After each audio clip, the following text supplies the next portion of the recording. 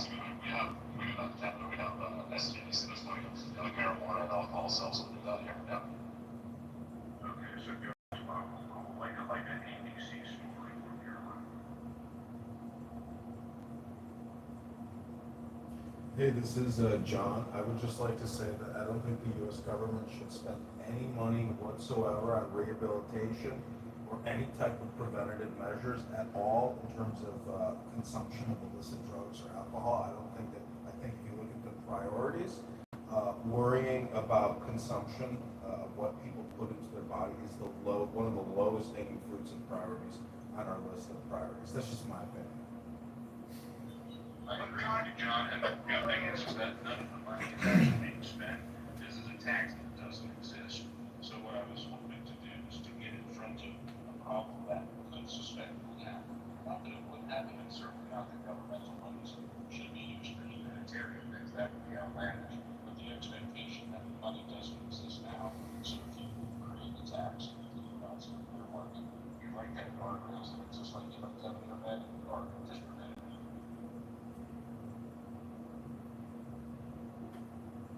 So in our system, right, if you smoke cigarettes, like you're paying a massive tax on your cigarettes, and that's because you're so much more likely to end up sick in the hospital, and then so like, in a system like Canada, it makes perfect sense to tax you more if you're buying drugs, alcohol, or cigarettes, because you're more likely to end up sick from those. So you think stealing people's money because of what you want to eat or smoke or drink, you think the government should steal from you in order, to basically prepare for your future health crisis? Yeah, so we saw in America, there was called the largest class action lawsuit in the tobacco industry. It's actually I met the gentleman, and he was nice enough to talk to me about it. What we did was increase the taxation on cigarettes because, of course, we realized that they do affect your health. So yes, we actually tax people in America because we know it's going to cost us most. Got it, but it's not like actually tied to your future healthcare, right? It just goes into a general pool fund, so like it's not actually guaranteed that taxation will go towards your future healthcare, right? No more than any guarantee that you have a budgetary expectation for when you're going to get in the ER and then they just get rid of it. Yeah, I mean, at the end of the day, it is what it is. We have a budget, but the discretionary spending of the budget is always there. But that money is actually earmarked for things like class action lawsuits against tobacco companies. They're not allowed to do that anymore, so it's taxable. But no, what I'm saying is actually earmarking that money for a specific reason, like they do in Canada. And I guess he said it's not just specific. They have a second money, what we call the public health system. It's based on your tax dollars for taxation systems like that. And then also for those social things that actually negatively affect your health, they actually pay to cover that. And that will money that's earmarked for what you would call public health care system. I don't want to like quote it on that. I'm not sure if it's like one big pool of our taxes or if it does go directly to that, but that's the idea, right? Like we have like it's the same thing with like gasoline, right? We have it like an environmental tax on gasoline, or we used to. I think they got rid of it. But like the idea is that because you're using gas and you're hurting the environment, you pay a little more taxes. I don't know if it's actually set aside for green causes though. So if the country's $37 trillion in debt but wants to continue taxing you, I'm just so confused how it's not, that money's just going to paying interest expense and hopefully paying down the debt. So why do you think a country in debt is actually preparing for, by saving your taxes that you pay?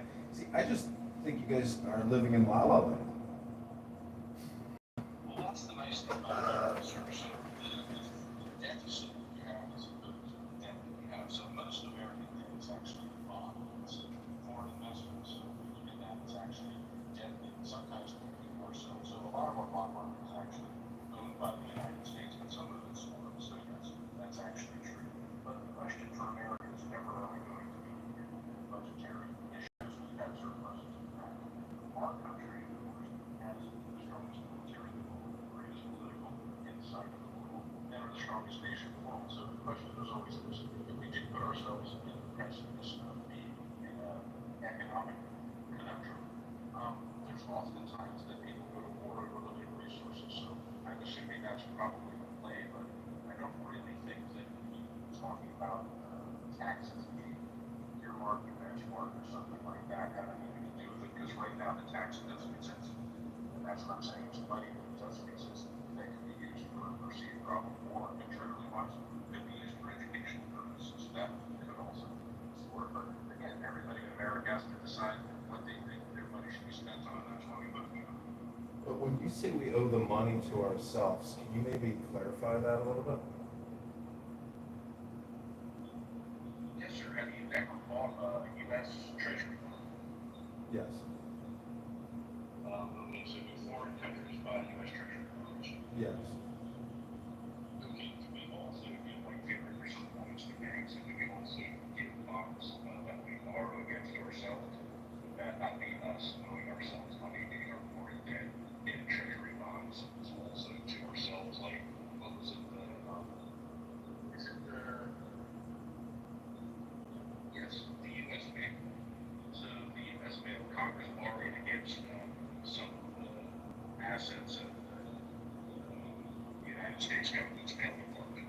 And what they wanted to do was to borrow that money for themselves a little check they could decide.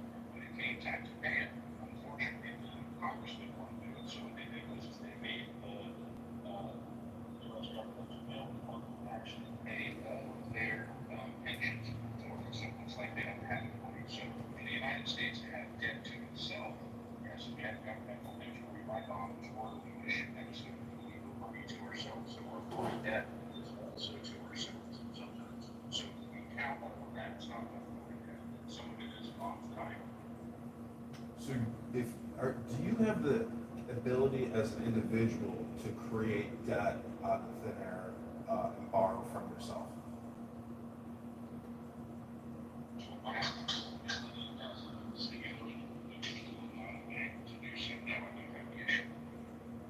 But I mean, even a bank can't just create money out of thin air and borrow from itself, correct?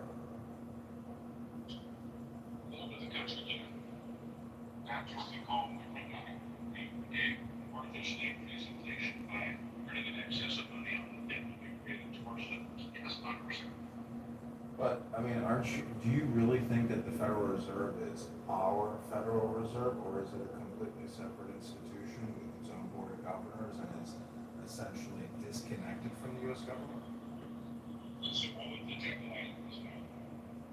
So I'm just asking, how do you think that we owe money to ourselves? Because we don't owe money to ourselves. We owe money to the Federal Reserve and foreign borrowers. I see what you're saying, John. Sorry, I was completely misunderstanding. Now that I know what you're talking about there, so you're saying there's like, so you're saying that is not a government thing, so we don't owe money, we owe money to the Yeah, we owe money to the Treasury. We owe money to the Federal Reserve.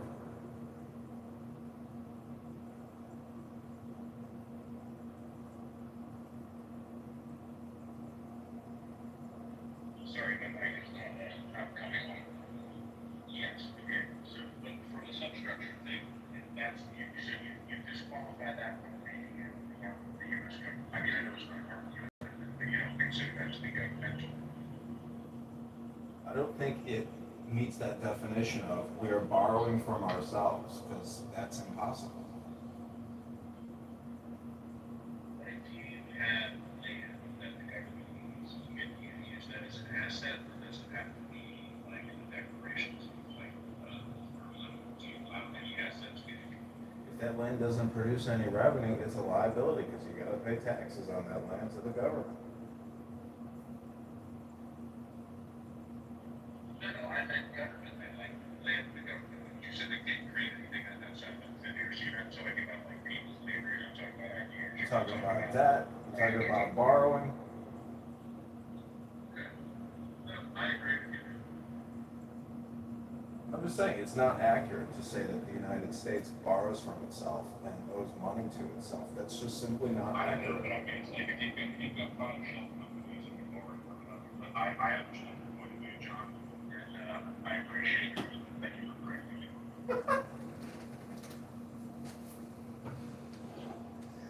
I love America. Don't you love America, John? I do love America.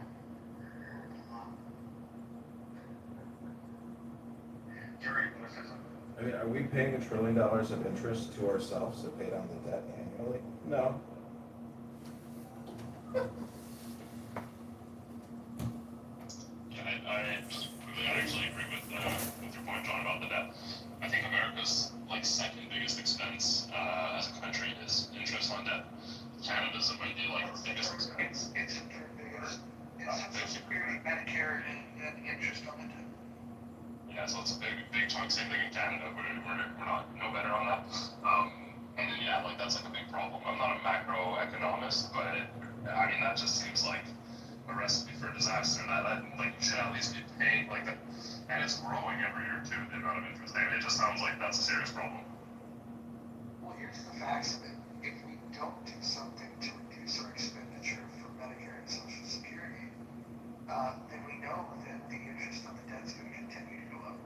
And those are the only levers that we even have aside from, a massive increase in production, which I don't think that's a likely scenario. And so, as long as it's politically untenable to talk about massive cuts to Social Security and Medicare, then eventually that third largest line item becomes the second largest, and eventually the first largest. When that happens, what do they do? So I thought military was like the biggest expenditure in America. No? No, so we have mandatory spending and discretionary spending that bifurcated, and about 60 to 65% is locked up in mandatory spending, and that's Social Security, Medicare, and SNAP benefits. And so when you look at the discretionary spending, which makes up, let's call it 35 to 40%, half of that is military spending, which essentially means the other half of discretionary spending is for all other things. Well, thank you for correcting me. And Monty, you know this woman, Lisa, she has like a phone. Lisa 420, she's nice, but she's wrong-headed. Oh, okay. She keeps paying me. I don't know much, but I went once. It's a big group. It's a big group. Yeah.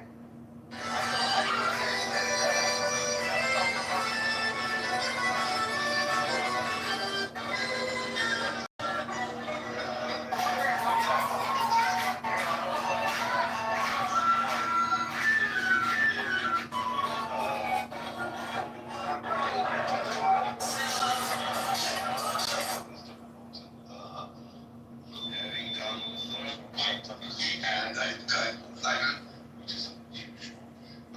I have, because of what I have, I avoid certain groups like that because, especially when, this, because black folks, everybody, right? But black folks, especially in Houston, have a very strong point of view, right? So, like, I would want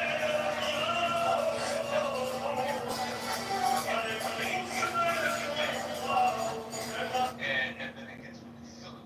So it's not worth it to me to even. I think Lou's got a good moderated room because what he does, even though he's got crazy topics and heated discussions, the one thing that he does really well is he isolates, he calls it an intellectual squabble.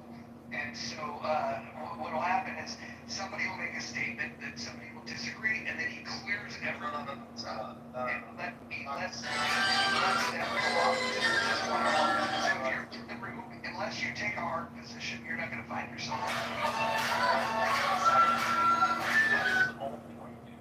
So when someone's arguing, it's a good argument between both of them, he takes a side. I'm not saying. No, you're definitely right. Honestly, like, I go to the school, I go to the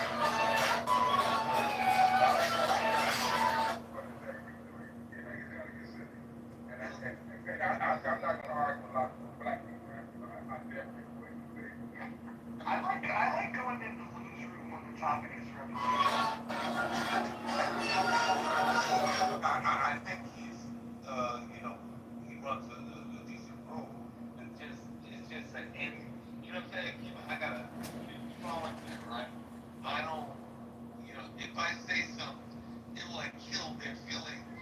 They'll be like, this motherfucker.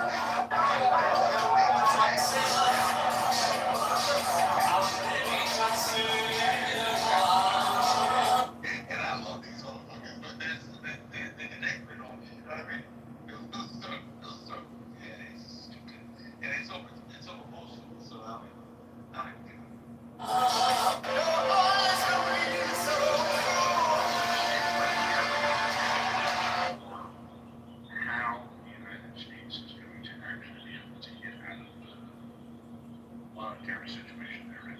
Because again, I've heard a bunch of ideas. I didn't know if anybody had anything that they thought would work.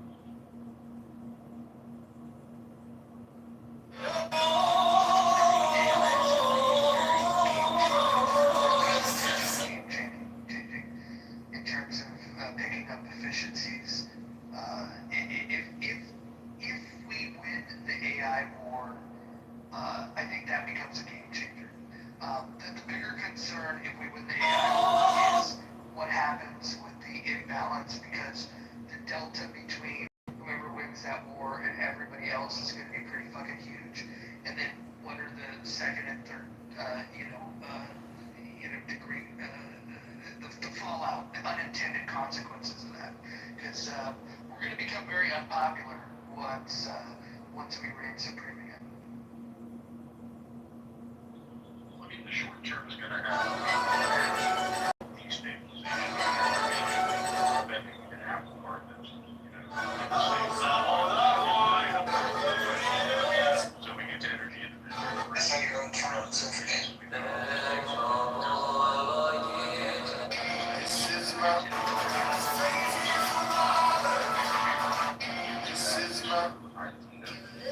For the child within you, don't be afraid to be young and free.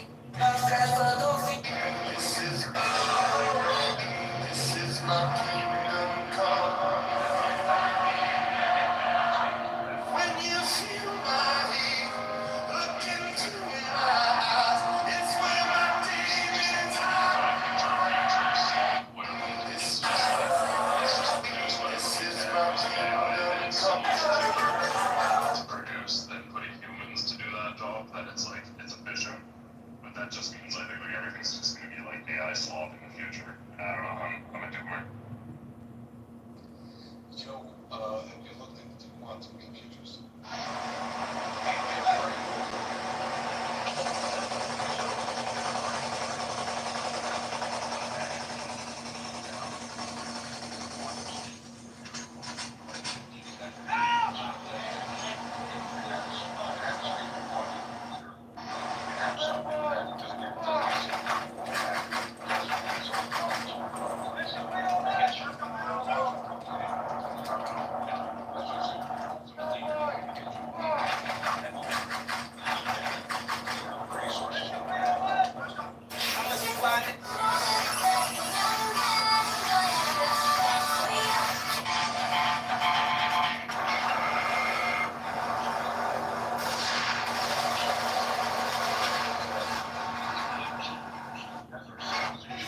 Stop calling. Expecting to see is again, is money no longer going to be an issue because we're going to be so conscious. And I know that Jarl and everybody's a doer, but I don't think sloth is the intended state for humans. I think we're kind of corralled into that for a whole bunch of different reasons. So yeah, if you're alive, sloth is your thing. If you lay around all day, then you don't mind. But I think humans are efficiency, not sloth.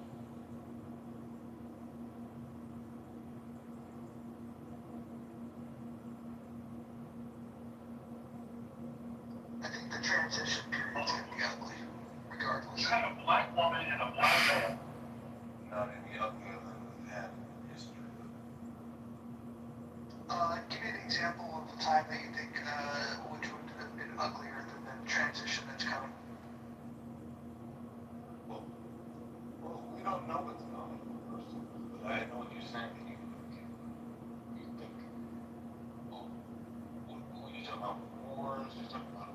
Well, I just think just the scale of the change that's coming, and the speed in which the rate of change and the scale of change. I don't think we've seen anything like this before. Right. The Industrial Revolution, was a massive change, but that took a longer period of time than I think people realize. I think that we could see massive shifts into worlds that we can't even imagine that may happen within the next 5 to 10 years. Yeah, you're right. But the thing now is is the information is going to be life changing. It's going to be make sense, and it's going to information that's so decisive, so clear that you can't debate it, and So, therein we're lies looking to blow up an apartment. the change. But it's just like someone that didn't know they were fat, right? Going to I've heard it. the doctor tells them they're fat.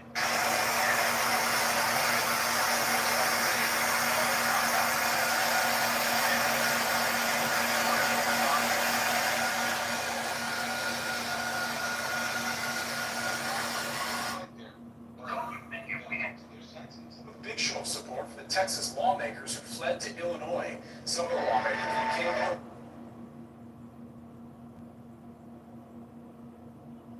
I think in the long term, that's the hope. Right now, I think the biggest concern is, and again, you said I haven't worked with kids in years, I talk.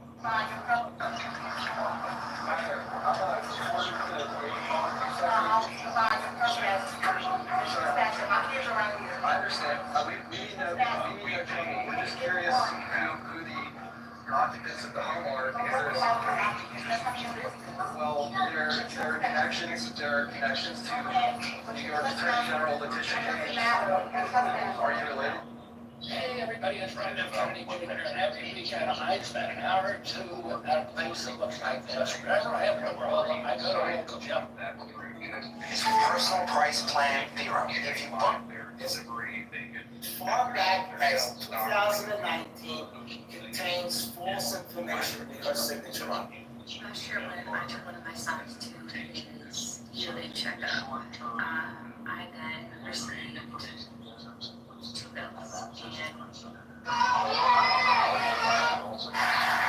Bundle from every major group to grade. This country is so fucking ass backwards.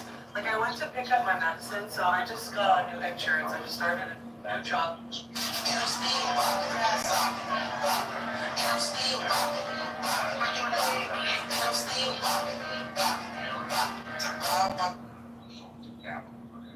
Increases as entry level jobs, middle management jobs, cease to be necessary. We're not going to let him stop us. Are you with me on that? It also means, as Mark was saying earlier,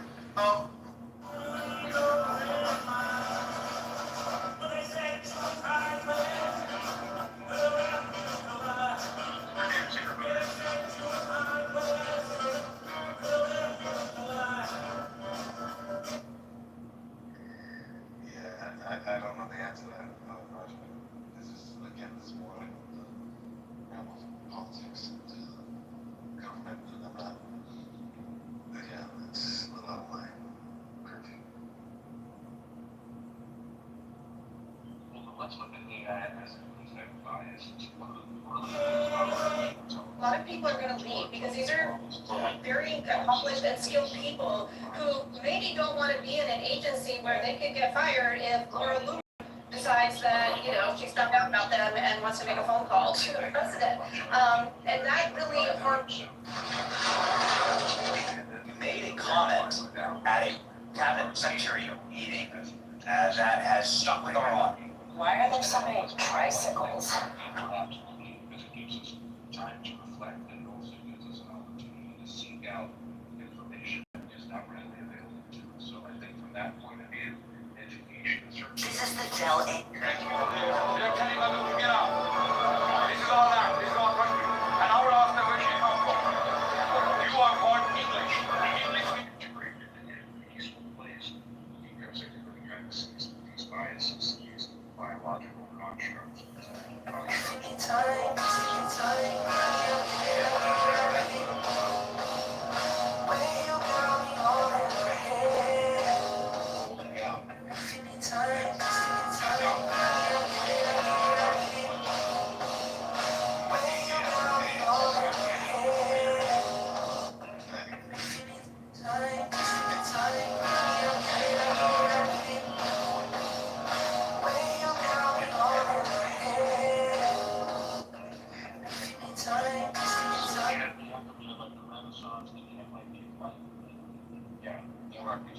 So those would be. The Deputy Attorney General offered to wear a wire into the White House. He said, I never get searched when I go into the White House. I can easily wear a recording device. They wouldn't know I was there. Now, he was not joking. He was absolutely serious. And in fact, he brought it up in the next meeting we had. I did discuss it with my general counsel and my leadership team back at the FBI after he brought it up the first time. But McCabe says The answer, and to let you deal with the fact that it's science, that it's like, it's gonna be, look, there is oxygen, okay? Let you Rosenstein raised another idea, the 20. try to breathe. It's gonna be that. You imagine you're breathing there?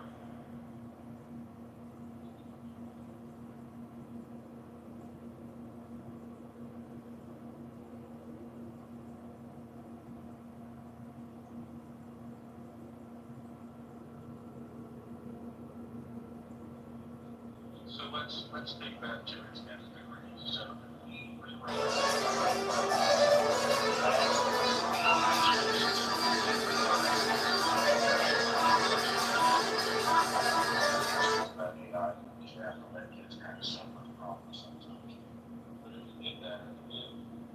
conscious breathing like meditation, martial art, and the result of thousands of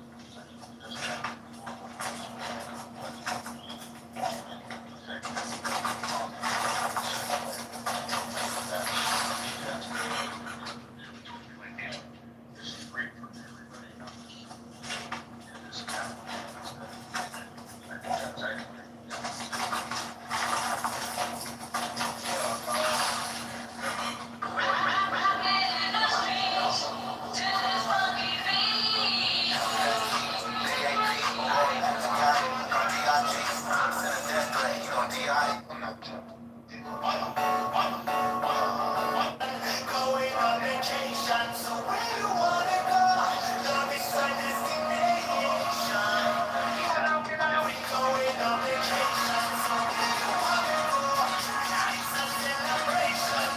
This American Army lady was sitting in an airplane, traveling with her dog to enjoy a vacation.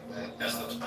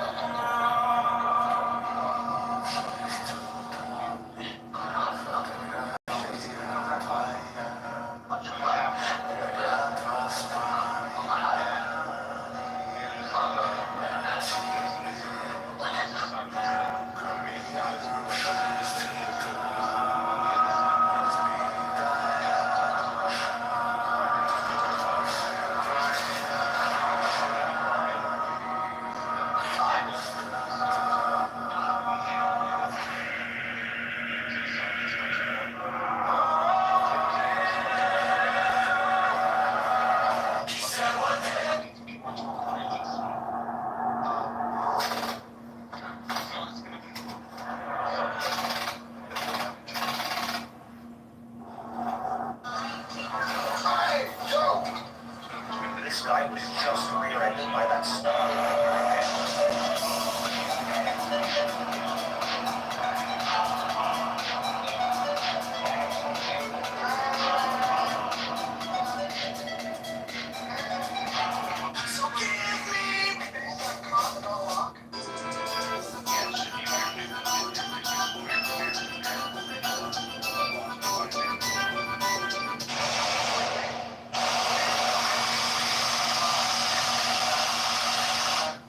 Answer the thing that he said. Just for the morality, so if you're looking at their morality, you're looking at that, then how do they make decisions based on morality? And yes, Locke heavily influenced it, you're 100% correct. But if you look at how a judge makes a decision based on moral philosophy, they tend to lean on that. So from those earmarks, that's why I use that. I guess Locke influenced it great. What about backstory Mill? Yes, but back to duality. So the manual Kant talks about our dual being both party that cause and effect, and then also free of those internal choices because of what we would call tangible spirit or soul. So I think that's actually, that kind of brought everything together with these like very, very interesting thing for me. Sorry, Mojo, what were we talking about for John Stuart Mill, you think he wasn't, I mean, I would argue that Kant is definitely trailing far behind Locke and John Stuart Mill in terms of influence on our society. Oh, I thought from a moral philosophy standpoint, he was the benchmark for other positions, perhaps not so. Well, I mean, how about just individual rights? I mean, like, you know, life, liberty, and the pursuit of happiness is directly lifted from Locke's life, liberty, and property. Oh, no, I'm not talking about the formation of the United States, I'm just talking about moral philosophy as it pertains to law. But I mean, like, yeah, if you look at what was our First Amendment came from, gosh, what was this one, Candide? And he basically said that we may not agree with what you have to say, but I'll defend your right to say it was law. I know the quote, I don't know the source. I'm trying to remember his name, it's on the tip of my tongue, the whole chair, and yes, yeah, yeah, that's what I think it came from, so there's good and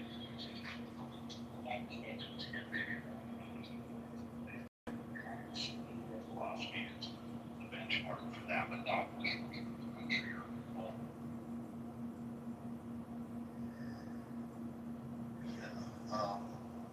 The type of thing I'm talking about with young people is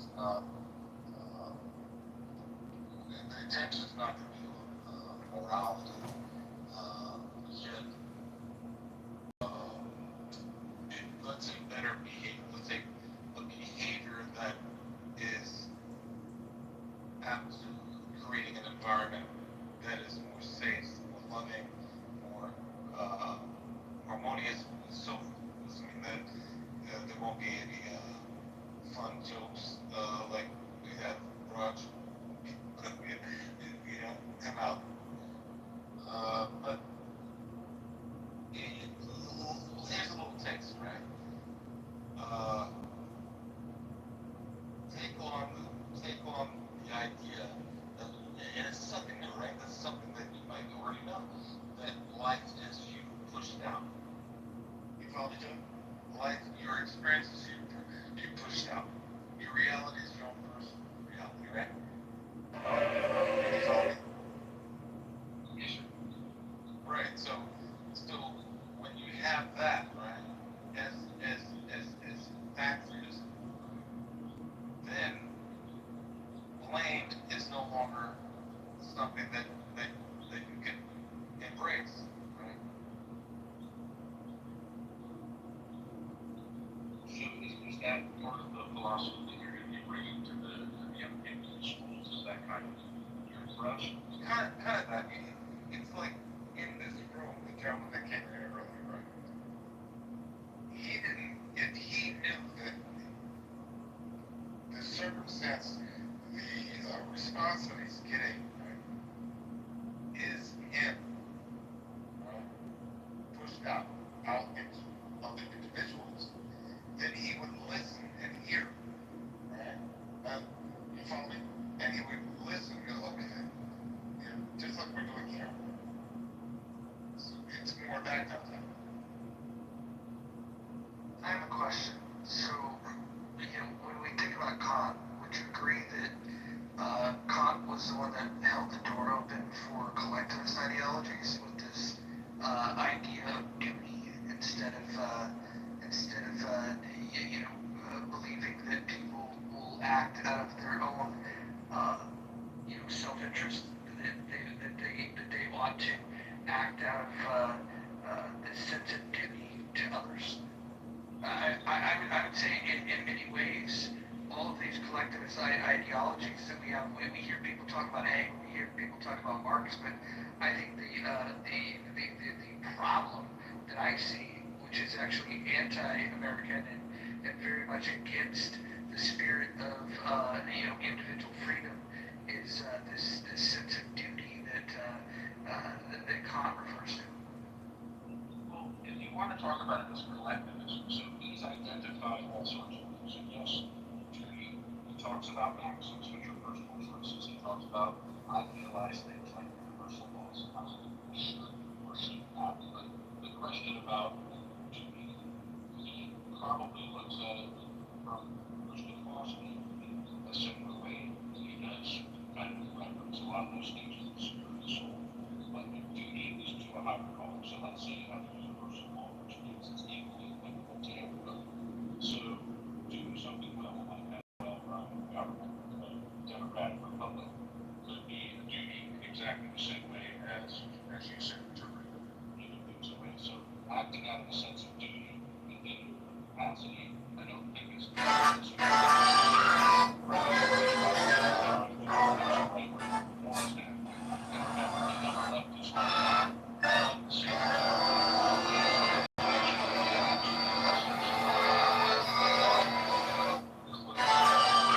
but from the sense of duty being collectivist and anti-American, no.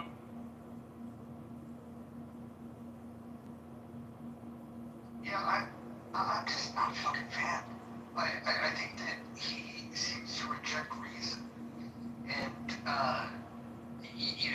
whereas this idea of deontological ethics, I just can't wrap my head around it. I have fundamental disagreements with the idea that people ought to exist, to have this duty and this principled goal of doing what's best for other people.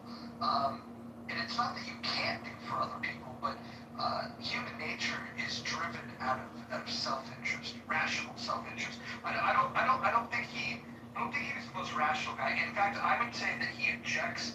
He opposes the idea of an objective reality in general. Yes, and that's actually one of the things that I was saying. The philosophy is going to be reflective of the person, and you're 100% correct. But no, the duty thing is as much of an issue as logic insofar as he's trying to choose for you. He just investigating what a person Snake to snake. and again, he talks about well-being, practical reasons. So yeah, they're all theoretical, but everybody has their favorite philosopher. He happens to be one that I've studied for a number of years, and I have a soft spot for him, so sorry if you don't like him. Fine, we can all disagree. I don't think he's the worst human being, but from my education in going through philosophy, it seems like the philosophers that get referenced the most are derivative of Kant that happen to be collectivists, right? It seems like those were the people that, right, wrong, or indifferent, they caught their influence from Kant. And I shouldn't necessarily blame Kant for the derivative material that's created through his influence.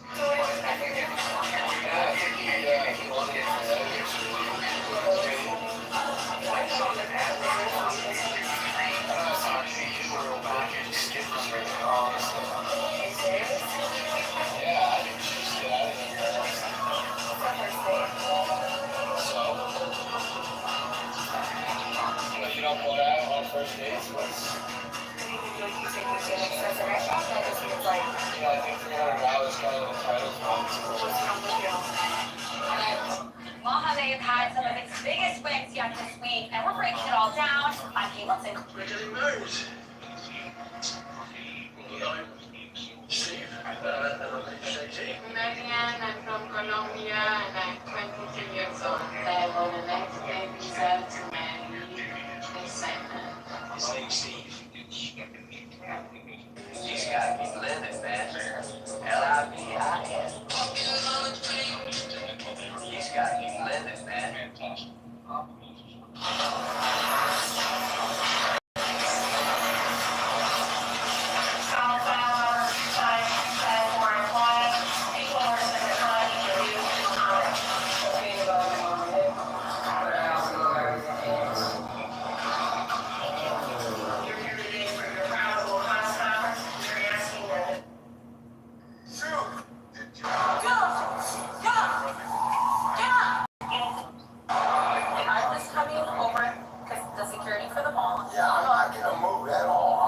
actually kill everything that comes here. Okay, you don't want that. I don't care, that's what I'm going at. Okay, look, I'm just trying to talk to you, okay? Okay, I'm gonna sleep right here so you can do what you wanna do. Okay. Either protect and defend, or I'm gonna destroy your human being. Did I say that? Shh, just listen. No, I'm telling you right now. Listen to No, what- no, we're not doing You know that. what? Hey, you better step back, dude, step back. I'm gonna f your ass up. Okay, you better step back right I now. said get the f out of here now. Step back, right?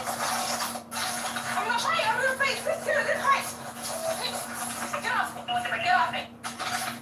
You come any closer, I'm gonna shoot you. I'm gonna shoot you, dude. I'm gonna shoot you. I'm gonna shoot you. Hey, get Get the f out of here now. Get up, stop. You know what, stop. I'm gonna shoot you. I'm gonna shoot you, dude. Shoot.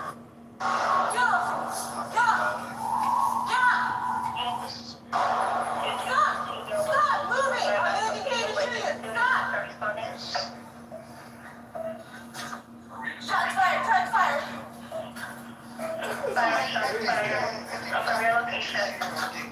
My friend, lower level. Stop right down. Dolly, I would imagine, is probably more.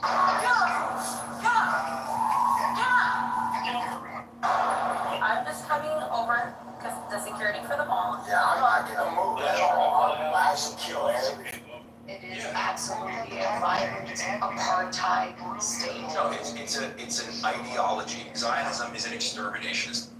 I've been talking How old about are this, you? I think, I'm 21. in America. You have a car? So bad. Yes, I do. I bet You need a man who didn't have one.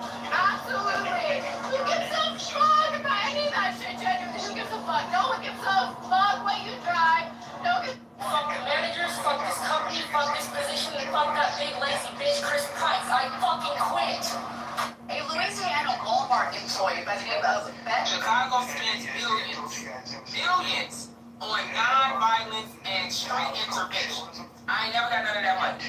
I'm just saying that I want to preface what I'm about to say with that.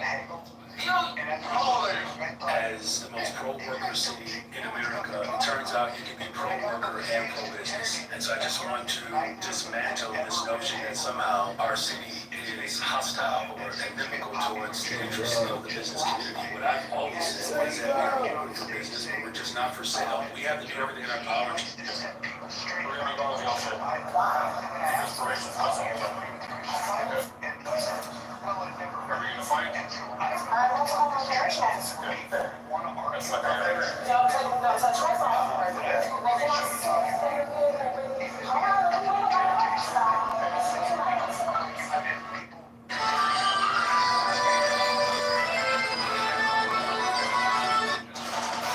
Following a story out of Puerto Rico tonight, ABC News confirmed a gunman shot and killed a New York resident early this morning in San Juan as he visited the city for a Bad Bunny concert. When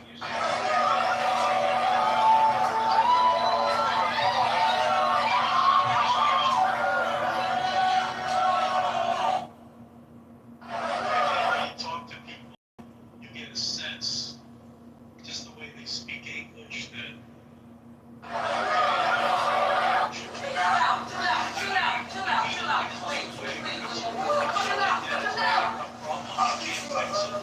I don't mean it to bash people that are, but I wonder how much of the technology is hurting people in their brain waves and their dopamine wanting to read. It's not, can I read a book in 4 days or can I watch a TikTok for 4 seconds?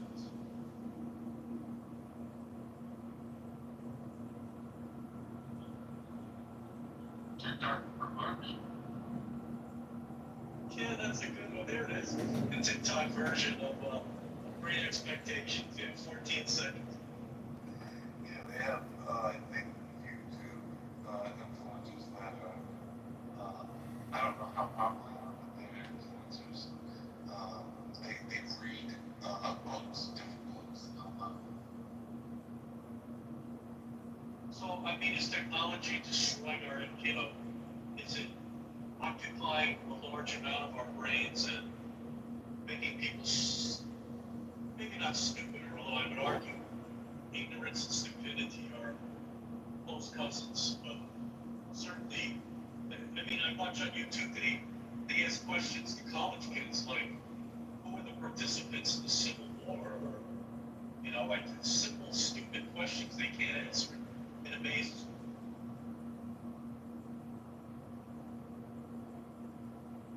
Can I approach this from a totally different area? I'm based in Europe, so it's like 20 to 5 in the morning, so it's very late. My son, who's 16, has a place in a US high school, and I've been trying to get a visa from the US embassy, and they're here in the UK. And it's been very difficult because they said we don't have ties to any specific country, but we actually do.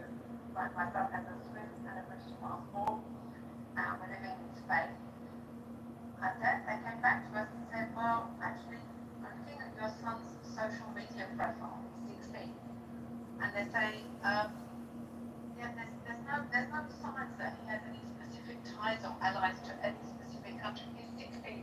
I've told him not to post anything, but the fact that they're actually following your social media profile, and then they hold it against you because you're not actually posting anything about the way you're living.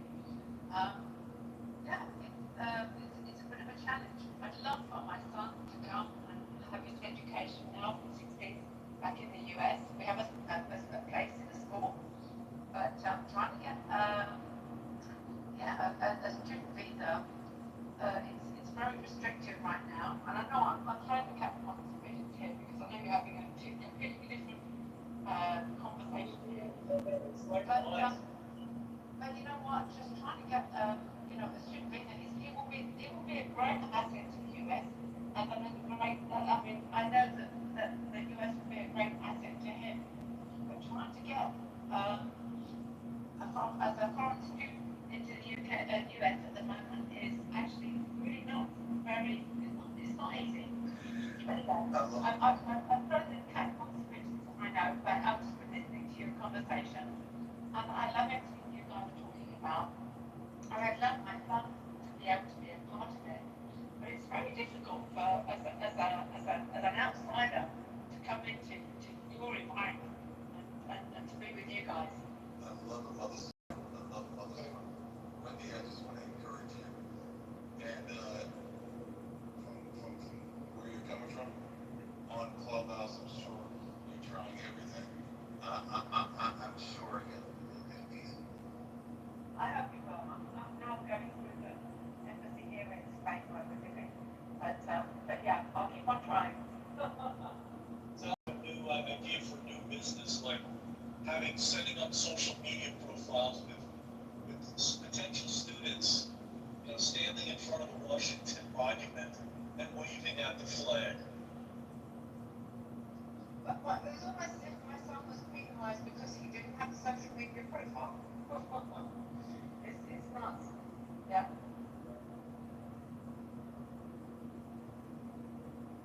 No, I have no answers. I don't know anything. All I know is it's gotten a lot harder with the current administration. They're almost xenophobic. I mean, somebody with a Swiss and British passport, they should be actively recruiting your son on a daily basis. I totally agree. I think it would be a great asset. And but yes, it's what it is. Just telling you, it's just a little too good for us. You know, that our country is not in this level. Tell them in this room. We'll give them a warm welcome in this room. Thank you. Well, I'll wake him up. It's probably what is it now? It's almost 5 in the morning here, so maybe I won't wake him up now. But yes, I'll take it. Thank you guys. So maybe we could start writing some recommendation letters from we got all these people here. I don't know. I'm just throwing it out. What the hell? I don't know if it'll help or hurt. We're gonna figure out who we are. I think at the end of the day, we all need to figure out who we are. But Cannot keep us out here all day, lady. Sir, please return to your vehicle. We're doing everything we can. It's not good enough. We're please return to your vehicle. It's not good enough. No, my daughter is... and above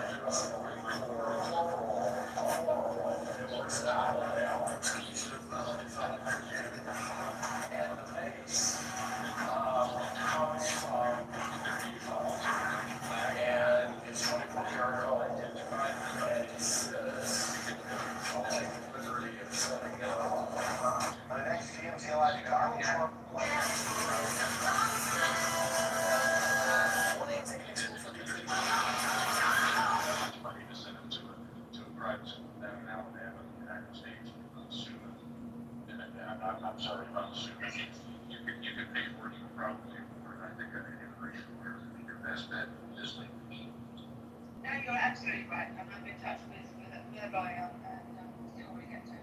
It's just been a bit frustrating because it's a bit of a no-brainer that you can get into school back off to not. Well, you can send them down to Hilton in South Africa. They're taking international students, so they've got a great rugby program.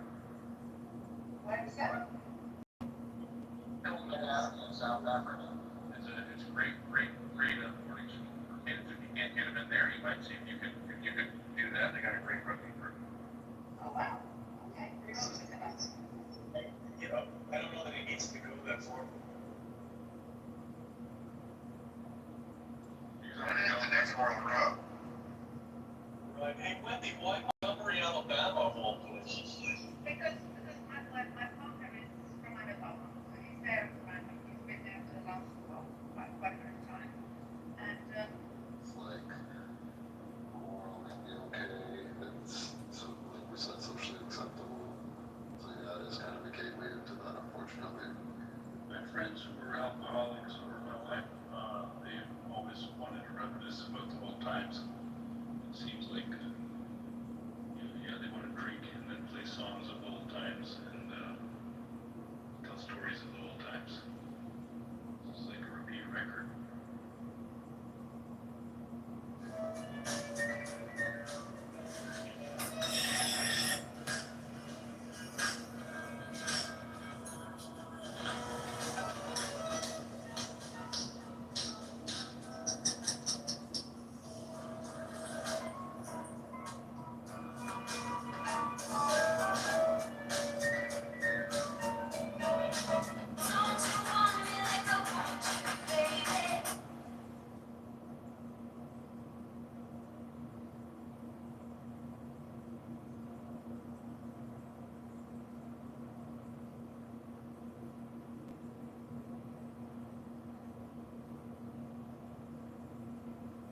David. you know, they're in a tight situation, they're just looking for somebody to help them. So yes, you should do more research, but I don't blame the victim, I blame the scammer. And, those people are just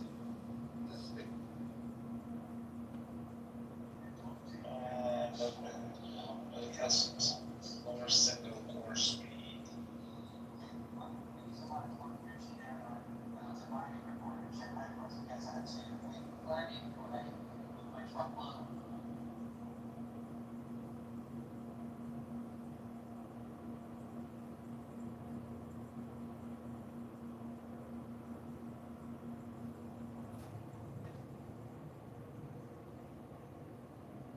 When you bring up the unresolved.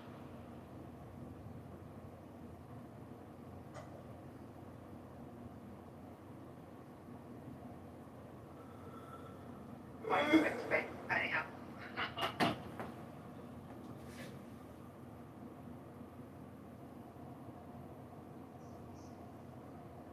Well, thank you for sharing. I wish I had, some great advice, but I appreciate you sharing. Watch these special forces make a movie-like arrest on a plane. It all started when reports came in about a passenger causing trouble before the plane had even taken off. 3 masked operators boarded calmly and slowly started moving toward their target. Then they politely asked the other passengers, especially those with kids, to move toward the front of the plane for a moment, and then they got to work. Watch these special forces make a move. Kitover, Alabama. Suburb to Back up! Put the gun down! Back up! Gun down! Back up! And it's back up! You gotta be very insulated in the Montgomery area. Back up! Who's more jacked, the U.S. Marines or the Navy SEALs? Marines are known for being lean and explosively strong. Their training focuses on full body conditioning and building mental toughness. You'll find plenty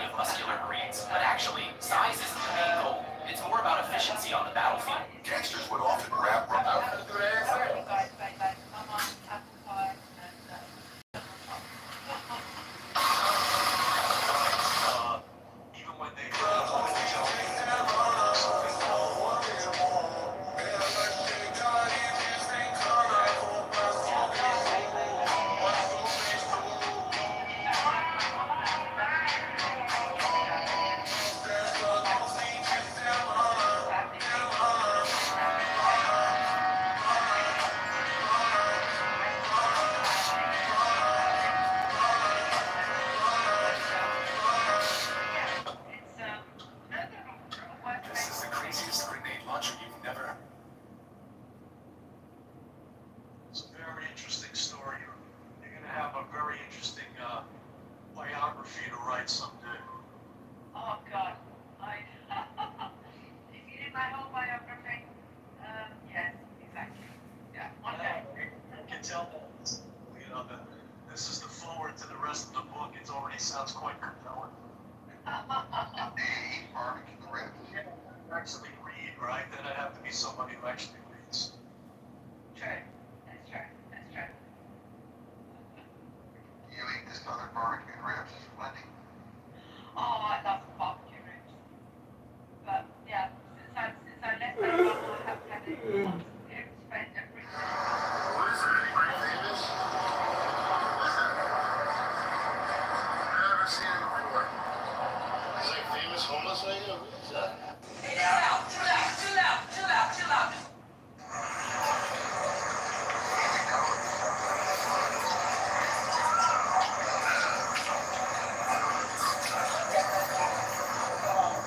Over $400 million.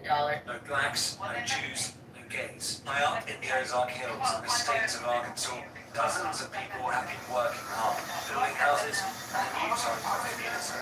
It's called Return to the Land, and it is a town open to white people only. They are millennials and Gen Z. This is a new update of age-old prejudice. What we've done here is establish a place where we have control over who our neighbors are, and that is just for the sake of preserving, you know, our culture. And that culture effectively was saying, this is a white culture, a white sacred place. White American culture. But what this sounds like is bringing back segregation. Is that a fair assessment? It's free association. So we're not trying to keep other people down. This is a small settlement in the middle of the Ozarks. But how many kept out? Well, I mean, you don't let everyone into your home. Around 40 people live here. Hundreds more from across the world have paid to be members. And while the men do the physical labor, the women take care of the children who live here full time. You can do that very loving community if you're part of the community. If you're black, if you're Jewish, if you're gay, you can't be part of that community. You might be wondering how any of this can be legal. Return to the Land is structured as a private members association, which they believe allows them to discriminate on the basis of ethnicity, along with other factors. That has yet to be tested in the courts and may well fail. The Arkansas Attorney General has said his office is now reviewing them as a result of our reporting, and that there is no room for racial discrimination in Arkansas or anywhere in a free society. No blacks, no Jews. This is a scene of a judge schooling a black woman. The cause of the incident was that 28-year-old Cassandra Jackson did not submit the documents within the designated time, which made her very angry and led to an argument with staff in the hallway. At that time, Judge Michael Bachman was presiding over the trial in court and rushed out of the courtroom upon hearing arguments. After Bachman ran all the way to catch up with Jackson, he began escorting her back to the courtroom and even grabbed her shoulder. I did not go until I pressed her onto the jury bench after entering the courtroom. Subsequently, Bachman was arrested by the police on charges of contempt of court, and the police even forcibly dragged her out of the courtroom due to her resistance. Jackson was not released until 2 days later, when another judge ordered the dismissal of her charges. I've never seen a judge behave in this manner. It's as if he decided he's going to be the bailiff and the sheriff and the judge and the prosecutor all over one to chase after somebody, drag him back into the courtroom.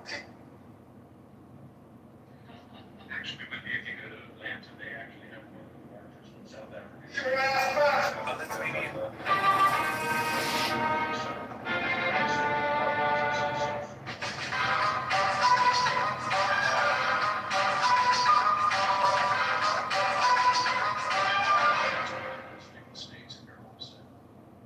Thank you. Now, get it away from me.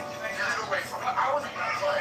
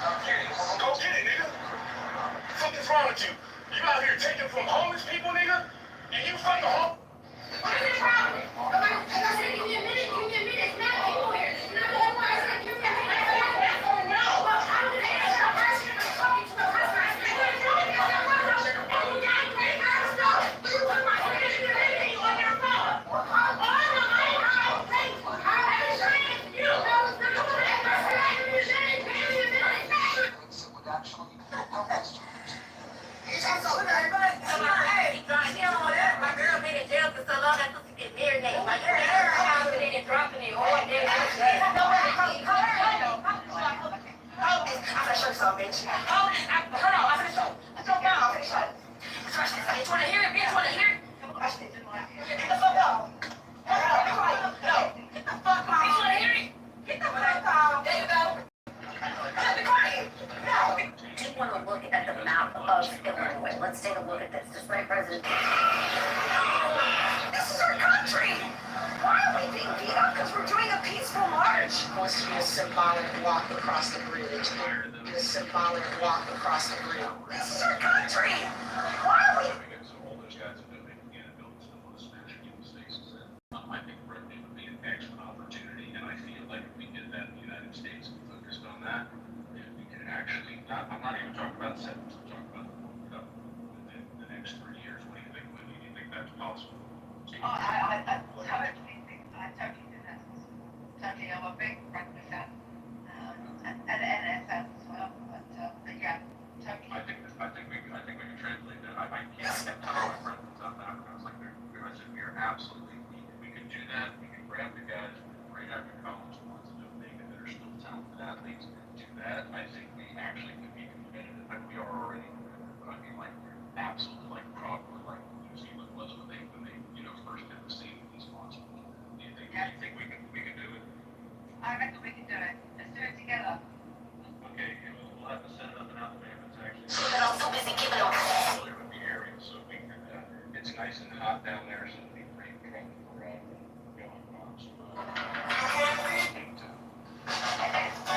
And yeah, okay, just need to get out there and get the beat. And it's all The reason I'm talking to you is your wealth management. You do all these things. You need to find us sponsors, Swiss sponsors that are more than willing to throw tons of money at U.S. rugby with the expectation that it's more of a commodities trade. They just make their bets for the World Cup in the future, and I think it'll pay off. yeah, no, I think that's a great plan. Perfect. Okay, that's what I mean.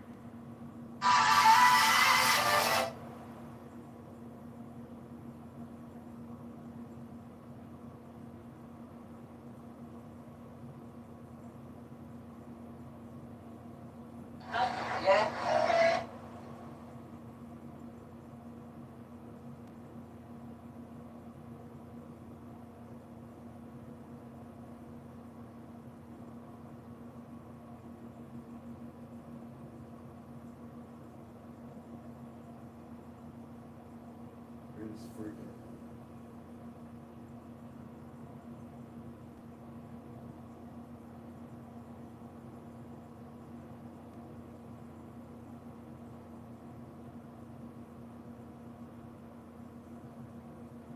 Guys, I'm on Eastern Standard Time. It was wonderful to talk to all of you. Thank you so much for people who gave me information I didn't know or challenged my concepts today.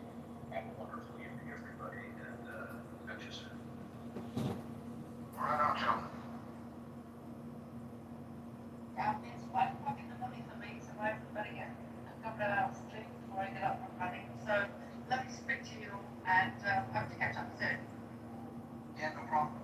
This room will stay open, even if I'm the only person here. It will also be streamed from YouTube.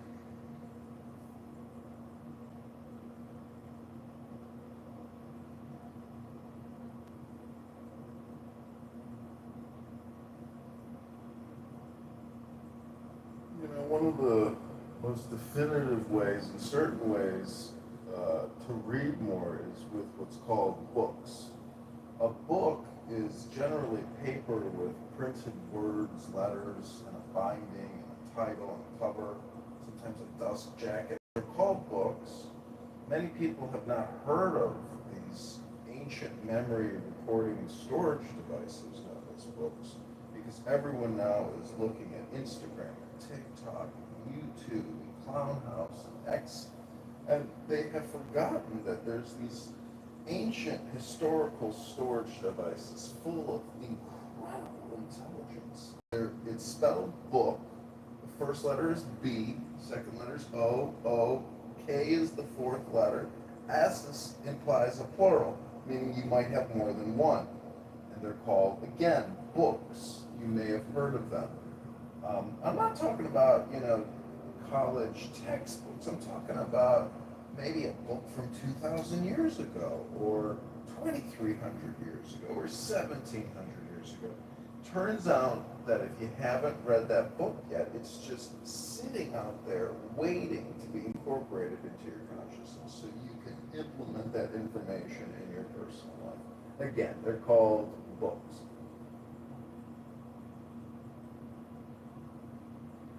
The best sailing book I ever read was called How to Sail.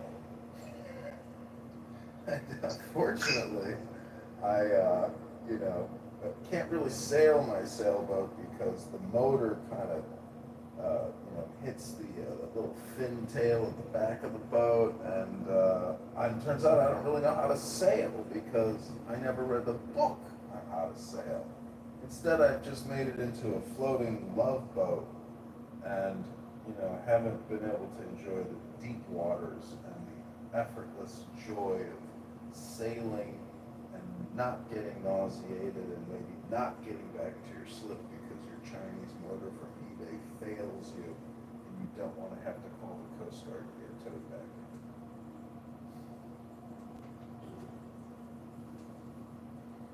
You know what, John? My youngest son is 16. He's the one I'm trying to get into Montgomery Academy in Alabama. But part of the reason is that he still gets books. And you actually, I think that's still very much part of the US education, that you actually have to read so many books. Whereas here in Europe, it's just been non-existent. And yeah, such a shame. Such a shame. I totally agree. So important.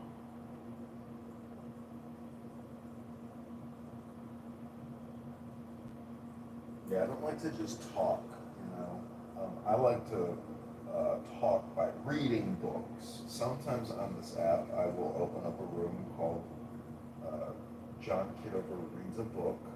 Part of one of my houses called the Book Club.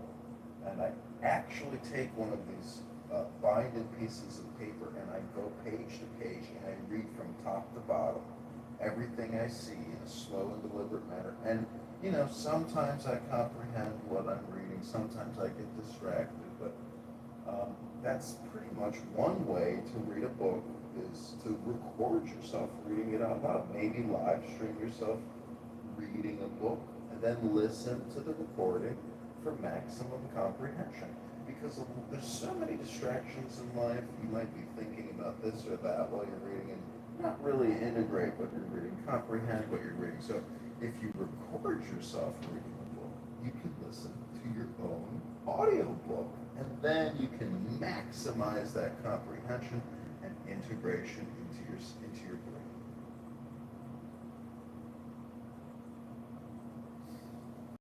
Fabulous. It's called reading a book. John, are we ready for the book club? Should we put this together for this meeting? I'm ready. I'm ready to read a book, and I don't need to hear this person and that person and this person and that person saying the same things on Clown House. If they had a book and it was something good, I would give them 5 minutes of the year. I'd rather hear them read a book to me. What if we picked a monthly book for everyone to read, and then on a daily basis, we spend an hour with people and they read for 5 minutes. Whoever shows up on the stage gets to read 5 minutes, and then wherever we end up, we end up. If we don't get all through the book, reading it out loud, we can read it privately. But every day we come back for 1 hour to read from that book, and we do that once a month. We'll get through 12 books throughout the year, and everybody will have read it together. I'm all for it because I know unless leadership rises to the challenge, people will continue doing the same thing that they have done on this app for over 5 years, which is just have casual conversations, primarily about race and racial identity politics.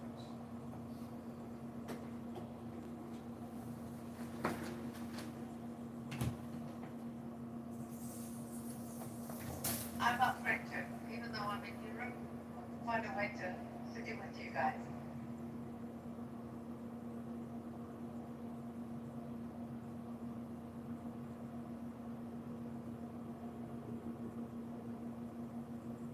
What's the first book that we read, John?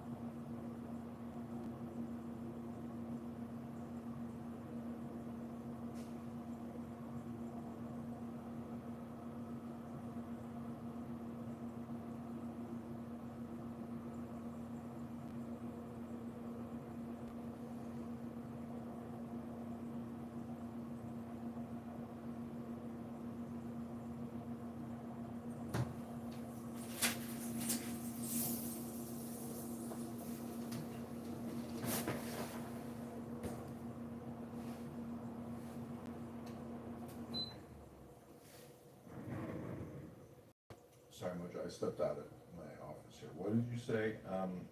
Did you say you wanted to read Thomas Paine, or what did you say? What's the first book? What do we want to read? I would start with the Tao Te Ching by Lao Tzu. That to me is a very universal book that many people will never touch, read, enjoy, experience the beauty of the Tao, the wisdom of the Tao.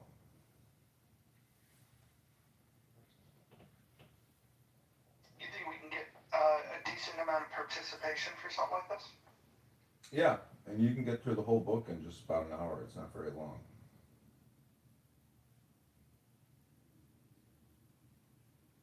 And everybody loves the Tao.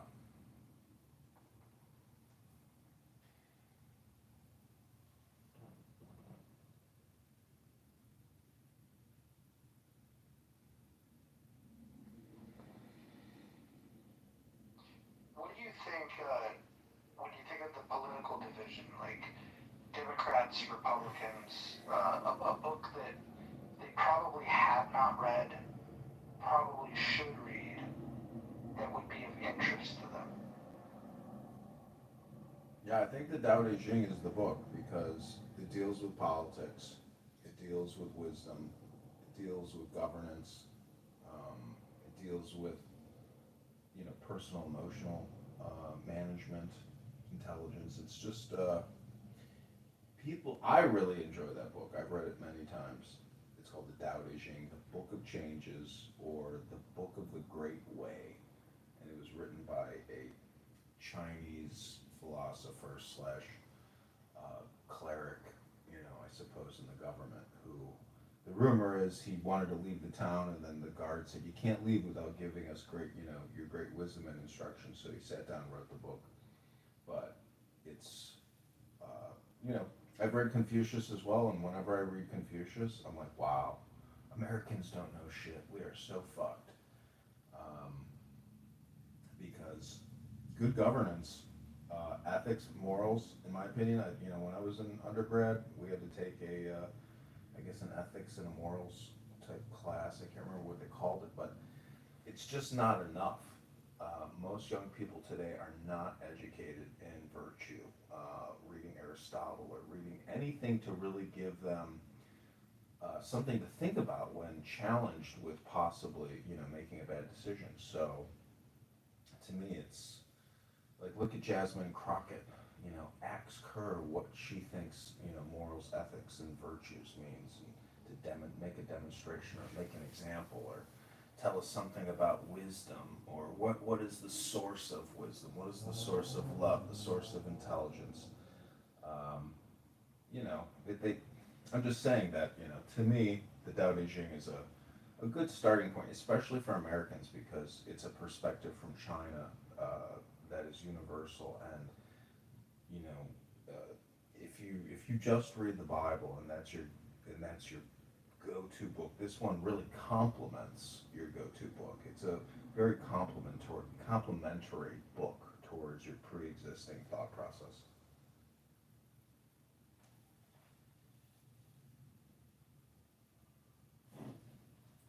Yeah, I'm up for it. I think we should put that together. I'm also wondering if there's books that would intrigue the lefties on Clubhouse to come and participate. Like if we were to like read like The Veil of Ignorance, for example, would that pull them in? You could read Rules for Radicals by Saul Dialinsky because, ironically enough, the beginning of that book talks about Taoism and Buddhism, and getting no's and how you organize, by getting no's. It's kind of an interesting introduction in Saul Dialinsky's book about to politically organize by, um, I guess, just by communication. You know, people might like that, Rules for Radicals, because we could basically we want to bait and switch them to bring them in, making them think that they are a radical and that we are giving them the education they're looking for. But actually, what we would be doing is de-escalating their anarchy.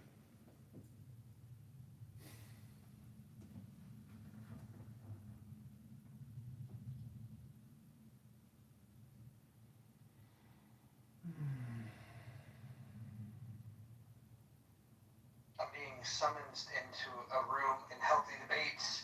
I'm gonna go over there. We can keep this room open, but I'm gonna go check it out real quick. You guys wanna come in? That'd be cool. I'm blocked from Healthy Debates, but I do have an anonymous. And when people started talking about that, and those kinds of things, then things got very. Alan, I need you to hold on 1 second. I'll come back to you, I promise. But I'm not sure how long Mojo has. For those who don't know, I just texted him offline, asked him if he can come in for a minute. There's a friend. Reach out to him, hey, you got a minute? He's like, sure, come on in. So, Mojo, I just want you to know your name was being brought up a few times. By who? And various people. Like who? Like various people. So Name them and shame them. I'm not shaming anybody, but I just wanted to say that, people are bringing up the fact, people are scratching their head about what's going on in the muff, right? What do you mean? Monica. Have they never been in the muff? Maybe some of them haven't, but people are scratching. The reason I asked you to come in because I wanted you to have a chance to hear what's being said, and I didn't want you to think anything bad was being said. So, questions were asked like, they don't understand the association between you and Monica. And my stance was, I don't give a fuck. He's still my friend. Maybe he got bored of this app and he wants to try something new. I don't know. What's wrong with Monica? What's right with one? Well, let's start. She's smart. She's funny. She generates good conversation. I mean, what's to not like? Well, you already know my story. She doxed my family, so for me, I'll never forgive her for that. I don't give a fuck if she's the next Hemingway. When you cross that red line, dox somebody's family, Ross, that's it for me. And, I don't care what you do in your rooms. And I told people it's nobody's business what he does. There's a method to his madness. He doesn't have to answer to anybody. And I just wanted you, Roger is a good lad. I just wanted you to be here to hear what was being said so nobody comes back and says, Roger, did you hear what they said about you? No, I'm not playing that. Well, so what are people saying? Look, I'm here. Who wants to throw the first stone? Let's do. I like in the month. Yeah, I don't really have any grievances. I mean, I haven't really been saying much. I don't really give a fuck. I haven't really been saying about that, but. If you don't have any grievance with it, then don't get in the conversation. The grievance is people are scratching their head about your association with Monica. You don't have to answer for that because you're a grown-ass man and it's your space. David, you wanted to say something? No, I'll be real. You know, Roger, I've had great times and loved your rooms and loved what we do and your support of me. It just spent a couple of years here being irritated by her, and people brand her as a vile person, and people can be branded wrong. It's just hard for me to see her in a room being elevated, and maybe that's my problem. It isn't your problem, Dave. I think that David. association with her, given her history, will go upside down. And John Kitover, running for the congressional district of 16 in Illinois. Go to John for Congress. Listen, everyone's entitled to their own opinion. There's been rooms that Monica's done that I didn't quite enjoy, and there's friends of mine that have said that have brought things to my attention of things that they didn't enjoy. But my relationship with her, like my personal experience, my lived experience, Clubhouse has taught me one thing: lived experience, the most important thing. And my lived experience is Monica's always been joyful. She's laughing. She giggles. She's polite. That's my lived experience of dealing with Monica on this app. I get why people might say things about her that are negative. And if you have a personal experience with her, that's your personal experience. I can't go and fight everybody's personal grievance with people. People have personal grievances with me. People misunderstand me. I personally think that Monica's the most misunderstood person on this entire app. And I enjoy having her in the room. I enjoy her contributions. She did a room the other day talking about Roland Fryer. I thought it was very educational. I thought it was a very nuanced position on DEI, something that you don't hear on this app very often. And I think she brings good content. I think she curates conversations that would not be curated if she wasn't on the app. So I appreciate that about her. I appreciate a lot of things about a lot of people in this app. And people that I disagree with, some people I agree with completely and I think are completely despicable. I mean, we all have our own experiences, and I'm not here to tell anybody to change their minds. Have your own experience, have your own thoughts, but I enjoy her in my space. And what I won't do is I'm not going to bow down to anyone, and not a mob of people, even concerned friends. If I'm in a room and this person is bringing value to a conversation, to me, that's it. That's it. We're on a social audio app. We're talking to each other. And here's one of the most intelligent people on the app that has a unique experience. And because there's so many people that line up to hate her, it does make it a little bit punchy. I won't deny that, but that's okay. I mean, people feel the same way about me. And so, look, if this is like a witch hunt for Monica, I'm Sean walks on town on a desk cap. You can't compare how people feel about you compared to how they feel about her. That's bullshit. Sure I can, because people misunderstand me and people say things about me that are untrue.